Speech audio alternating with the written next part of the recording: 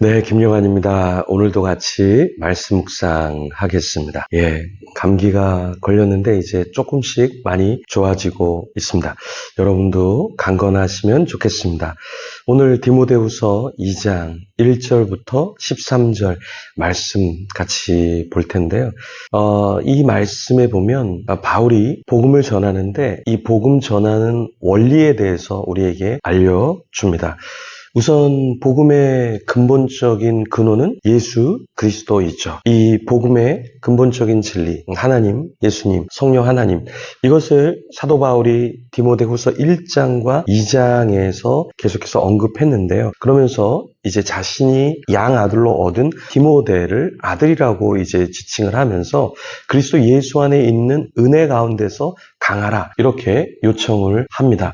왜 사도 바울은 자기의 양아들, 복음으로 낳았던 그 디모데에게 강하라 이런 말을 했을까요? 굉장히 많이 사람들이 약한 것이죠. 오늘날도 그렇습니다. 크리스찬 그러면 뭔가 믿음이 있고 신실한, 하나님이 말씀하신 것을 굳건히 따라가면서 핍박도 견뎌내야 하고 그래야 할 것 같은데 그렇지 못한 크리스찬이 너무나 많죠. 제가 예전에 창오지 크리스찬, 신자라는 말을 한번 한 적이 있는데, 창오지 신자라는 거는 비가 오면 젖고 바람이 불면 뚫어지고 굉장히 약한 신자를 이야기하는 겁니다. 사도 바울은 디모데에게 너가 정말 복음의 군사라면 강하고 담대해야 한다, 이렇게 이야기를 했어요. 그런데 먼저 그러기 위해서는 그리스도 예수 안에 있는 은혜, 이것을 사도 바울이 언급하면서 그 은혜가 있어야 강할 수 있다라는 것입니다. 그러니까 우리는 사람이기 때문에 다 약해요. 그렇죠?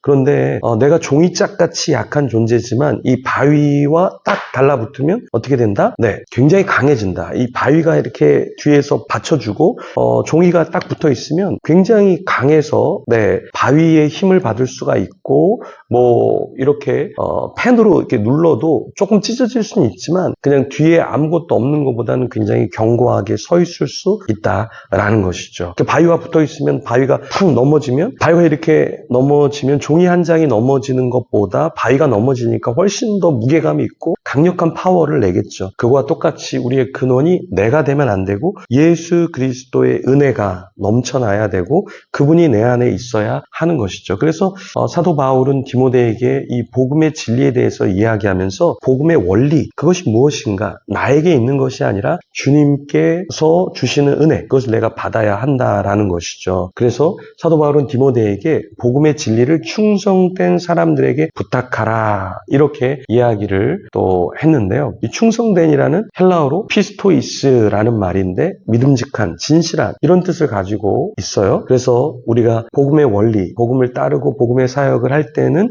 충성된 면이 있어야 한다. 그러니까 진실되고 믿음직한 면이 있어야 한다라는 거예요. 그러니까 어떤 사람은 어때요? 믿음직하지 않죠. 진실하지 않죠. 그러면 세상에서도 그런 사람은 인정받지 못합니다. 근데 복음 사역을 할 때 우리가 가장 중요한 것은 무엇이냐? 내가 진실하냐, 정직하냐, 성실하냐, 이것이 가장 기본이 되어야 한다라는 것이죠. 왜 그렇습니까? 복음의 진리, 복음의 원리는 가장 근본적인, 세상이 갖고 있지 않는 속성을 가질 때 거기서 파워와 힘이 나는 거죠. 그러니까 진실하지 않으면 다 힘이 없습니다. 요즘에 세상을 보면 정치가 유명한 사람들도 거짓말이 드러나면 어떻게 됩니까? 그 사람이 쌓았던 모든 것이 다 무너지고 신뢰하지 않게 되죠. 아무리 많은 유튜브 구독자가 있으면 뭐합니까? 그 사람이 거짓말한 것이 다 드러나면 요즘 사람들은 그것을 싫어하잖아요. 그런데 복음을 증거하는 사람의 삶에, 말에, 어떠한 행동에 거짓이 들어있다. 그것은 치명적인 약점이라는 것이죠. 그래서 바울은 디모데에게 강조한 것, 그것이 무엇이냐? 바로 예수 그리스도 안에서 우리가 은혜를 누리고 충성된 자가 되라. 그리고 그 다음에 충성된 사람들에게 또한 복음을 가르치라라는 거예요. 복음을 가르칠 때 아무한테나 마구 복음을 전하는 게 아니라 정말 이 사람에게 복음을 전하고 양육하고 잘하면 이 사람이 또 다른 사람을 가르칠 자, 좋은 모범이 되겠구나 하는 자에게 또한 복음을 맡겨야 한다라는 겁니다. 그래서 사도 바울은 병사라는 단어를 4절에 써요. 그리고 5절에는 경계하는 자란 이야기를 하죠. 6절에는 농부의 비유를 들어요. 이게 다 뭐냐면 이들의 공통점은 수고와 고난을 담보하면서 어떠한 결과물을 내는 자죠. 여러분, 병사가 아무나 됩니까? 땀 흘려야 되죠. 피를 흘려야 되죠. 농부, 아무나 농부가 됩니까? 네, 더운 날 가서 씨를 또 뿌려야 되고 또 거름을 줘야 되고 뭔가 논 밭에서 뜨거운 여름에도 일을 해야 되는 거잖아요. 그래서 경계하는 자도 마찬가지고, 그래서 우리가 복음을 전하는 자라는 것은 그냥 가만히 있으면 복음이 전파되는 것이 아니라 나도 노력을 하고 삶에 있어서 피눈물 나게 우리가 제대로 하나님의 모습을 보여주도록 노력해야 한다라는 것이죠. 그래서 우리가 고난을 받는 것, 그 각오를 포기해서는 안 되겠습니다.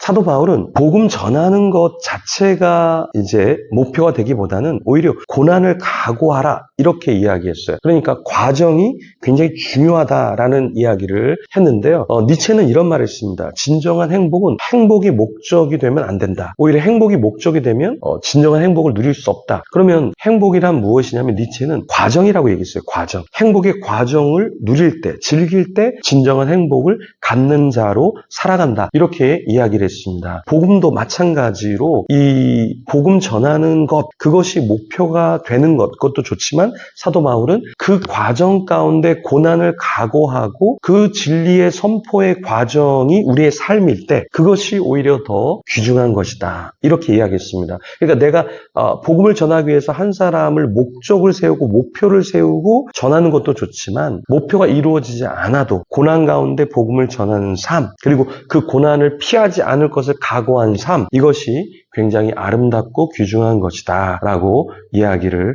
했습니다. 그래서 바울은 디모데에게 고난당함을 어려워하지 말라고 이야기를 하고, 왜 그러냐면 그런 고난 뒤에 무엇이 있냐, 8절에 보면 그리스도의 부활이 있다라는 것을 상기시켜 줍니다. 그래서 우리가 부활을 원하죠. 우리가 완전한 몸, 영원히 사는 거. 그런데 사도 바울은 부활 자체만을 원하지 말고 디모데에게도 고난 당해라, 고난 당하고 그런 고난 가운데 있을 때 나중에 부활을 경험하게 된다라는 겁니다. 그래서 많은 분들이 저에게 굉장히 용감하다. 근데 용감한 게 아니라 원래 신앙의 삶은 고난이 올 수도 있고, 우리가 복음을 전하다가 또 다른 소리를 하다가 또 사람들에게 욕을 먹을 수도 있고 감옥에 갈 수도 있고 여러 가지 해를 당할 수도 있죠. 그런데 이러한 과정이 없다면 누구나 다 할 수 있겠죠. 어렵지 않게. 그런데 고난이라는 과정은 반드시 있다. 근데 그 고난 받는 것을 두려워해서는 안 된다라는 것입니다.